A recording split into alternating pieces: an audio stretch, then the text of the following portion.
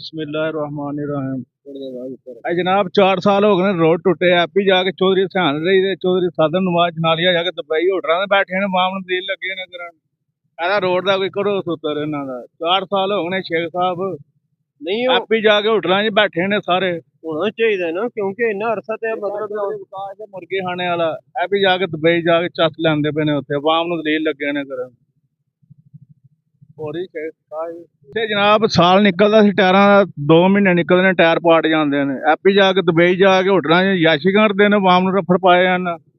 ये कितना अरसा हो गया जी ये ਇਹ ਜਨਾਬ 4 ਸਾਲ ਹੋ ਚਲੇ ਨੇ ਐਪੀ ਜਾ ਕੇ ਸ਼ੇਖ ਸਾਹਿਬ ਜਾ ਕੇ ਦੁਬਈ ਹੋਟਲਾਂ 'ਚ ਯਾਸ਼ੀ ਕਰਦੇ ਨੇ।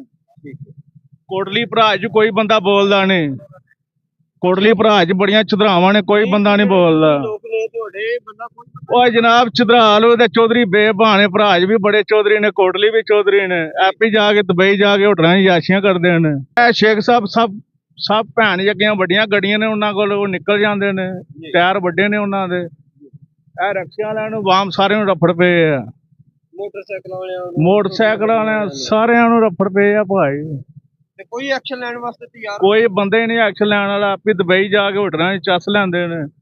जी रोड है सारा कड़ियां तक खराब है काफ़ी देर तो खराब है तो काफ़ी मुश्किलात का सामना है गड्डियां का नुकसान हो रहा है तो मेहरबानी कि रोड के बारे सोचा जाए।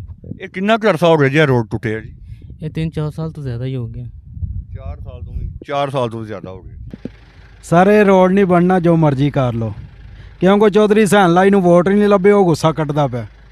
ਵੋਟ ਭਾਵੇਂ ਨਹੀਂ ਲੱਭੇ ਉਹ ਜਿੱਤ ਤੇ ਗਏ ਨੇ ਐਮਐਨਏ ਤੇ ਸੈਨ ਲਈ ਸਾਹਿਬ ਹੀ ਨੇ। ਉਹ ਸਰ ਫਾਰਮ 47 ਦੀ ਗੱਲ ਕਰਦੇ ਪਏ ਤੁਸੀਂ।